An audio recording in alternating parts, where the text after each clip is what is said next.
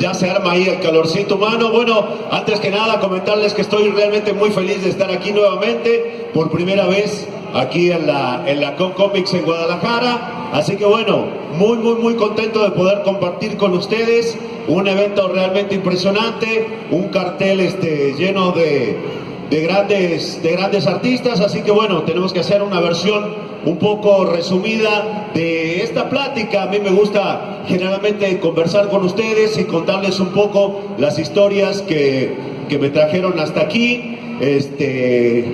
Me trajeron sobre todo al gusto de ustedes, al gusto de la gente, con este trabajo que es nada más y nada menos que comunicarse a través de la voz. De eso se trata, expresarse, y eso es siempre lo que yo hice desde que era muy niño, desde que tengo uso de razón, que me recuerdo a mí mismo gritando, hablando, cantando, expresándome con la voz en sus diferentes formas y en sus diferentes categorías.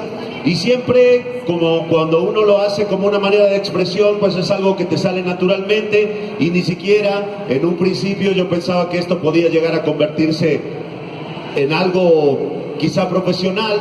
Tal vez tenga que ver porque yo vengo de un lugar muy pequeño, de una provincia allá en Argentina bastante alejada de todo. Así que bueno, imagínense ustedes que cuando yo era un niño apenas teníamos un solo canal de televisión en blanco y negro, empezaba a las 4 de la tarde, terminaba a las 10 de la noche, teníamos una sola estación de radio. Entonces, pensar en esas circunstancias, en hacer algo que tuviera que ver con la comunicación y mucho menos a un nivel internacional, era realmente muy difícil. Sin embargo, bueno, la vida me dio la oportunidad de poder seguir mis sueños y llegar hasta aquí para cumplirlos. Empecé haciendo locución, que lo sigo haciendo hasta hoy, que es algo que me gusta muchísimo, comerciales, trailers, etcétera, hasta que un buen día pues quise cumplir mi sueño, que era el de hacer doblaje, y decidí venir, por supuesto, a México, que sin duda es el lugar del doblaje, del mejor doblaje en el mundo, ¿no? Punto.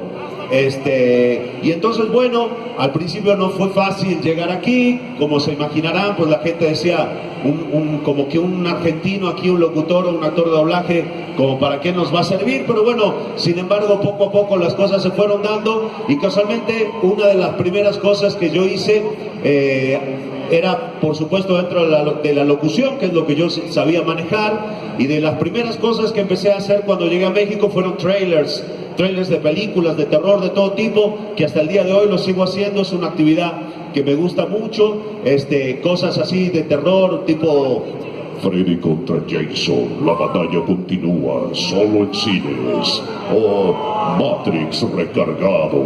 Ese tipo de cosas que son muy divertidas, y empezar a aprender lo que yo realmente quería, que era el doblaje. Empezar a aprenderlo poco a poco. Como ustedes saben, a los que les gusta, a los que les interesa, pues la manera de aprender es ir, meterse en una sala, pedir permiso, quedarse quietito en un rincón, y poco a poco ir viendo y escuchando cómo lo hacen los que saben.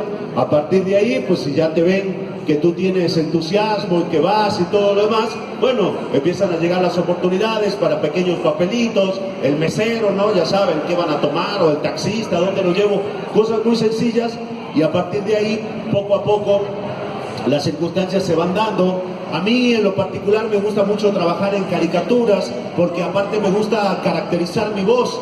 Si ustedes se dan cuenta aquí, platicando entre nosotros, pues se van a dar cuenta que mi voz no tiene nada del otro mundo. Es una voz bastante de pito, sin mucho chiste. Pero el tema no es qué tal suena tu voz, el tema es qué es lo que tú puedes llegar a hacer con tu voz. De eso se trata. Por ahí hay como un cierto mito de que la gente que hace locución o voces se supone que ya tiene una voz muy acá, que te la dieron como con una varita mágica, y que siempre tienes que sonar muy cool, ¿no? Y que si eres hombre siempre tienes que sonar muy grave, y si eres mujer siempre parece que estás estás como teniendo sexo, quién sabe. Pero no es así, son diferentes cosas que se van haciendo, y sobre todo para poder adaptarse a cada uno de los papeles. Dentro de estas capacidades, pues yo siempre he tenido la capacidad de llegar a algunos tonos bastante graves, y por eso cuando empecé en México, a partir de los trailers y de todo lo demás, me empezaron a dar muchos papeles de villanos, cosa que a mí me gustaba mucho, personajes pesados, de voces gruesas, y por supuesto lo disfruté y lo sigo disfrutando hasta el día de hoy. Uno de los primeros personajes que yo recuerdo con mucho cariño, porque fue mi primer personaje para cine, quizá ustedes lo recuerden, de la película Buscando a Nemo, ¿se acuerdan? ¿Se acuerdan de Tiburón Bruce? Ese personaje me gustaba mucho.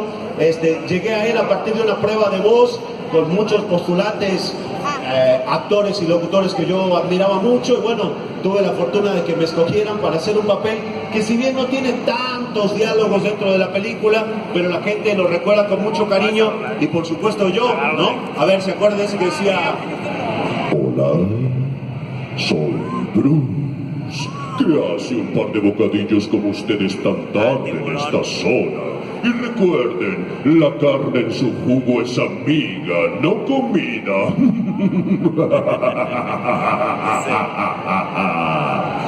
Ese tipo de... Gracias. Ese tipo de papeles pues siempre son muy divertidos. A partir de ahí llegaron también muchos otros villanos, como por ejemplo Shere Khan en el Libro de la Selva 2, ¿se acuerdan? Vaya, dale, cachorrito de humano. Así que ahora me temes a mí, ¿alguien conocido? Ese tipo de papeles muy divertidos, como Kingpin, por ejemplo, el villano de Daredevil. Bueno, me tocó doblar a Sylvester Stallone en su único papel de villano, quizá, que fue Mini Espías 3D.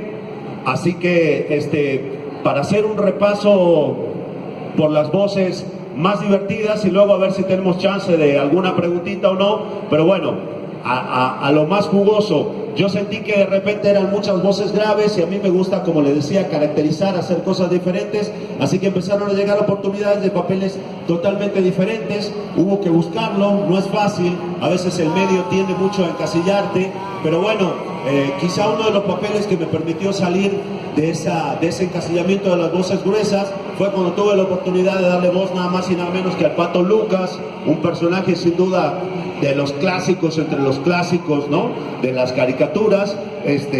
También fue una cosa bastante casual, me invitaron para hacer prueba de otro personaje, a ellos les di chance de hacer otras voces, la cuestión que en Estados Unidos les gustó y me dijeron: oye, ¿por qué no haces al Pato Lucas? Yo le dije: pues si nunca lo hice, pero bueno, tú escúchalo, lo sacas como en inglés y vamos. Así que bueno, fue muy divertido poder trabajar con el Pato. Empecé a hacerlo en la película Looney Tunes de nuevo en acción, lo hice en Doc Dodgers y en muchas presentaciones más. Es un personaje que admiro mucho, es bastante loco, complicado para hacer, se aloca, transpira, pero bueno, es ahí donde uno como actor también tiene que poner muchísima energía, ¿verdad? Por ejemplo, cuando dice: vaya, hasta que por fin te acuerdas de una verdadera estrella de la comedia como yo, el Pato Lucas, y no ese maldito conejo come zanahorias, imitador de la comedia barata de Bugs Bunny. Y qué bueno que aquí en Guadalajara sea temporada de tortas ahogadas y no de patos. Gracias.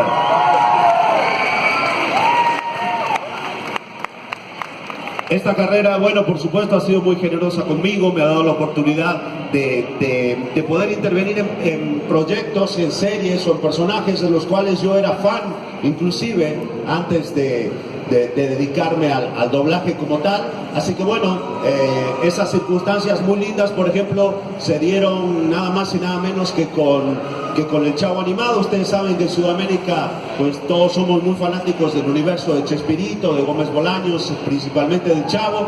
Desde que se estrenó la serie, pues me hice muy fan de la serie, y en particular del personaje de Kiko. Se me hacía realmente muy divertido, y cuando niño, con 6, 7, 8 años, pues lo imitaba, hablaba yo todo el día como Kiko, y siempre cuando tuve la oportunidad de venir a México, pues pensé quizá como sueño poder conocer a algún actor de la serie, tomarme una foto como cualquier fan. Sin embargo, bueno, las circunstancias se dieron en el sentido de que se empezó a hacer una convocatoria para una serie animada. Al principio no me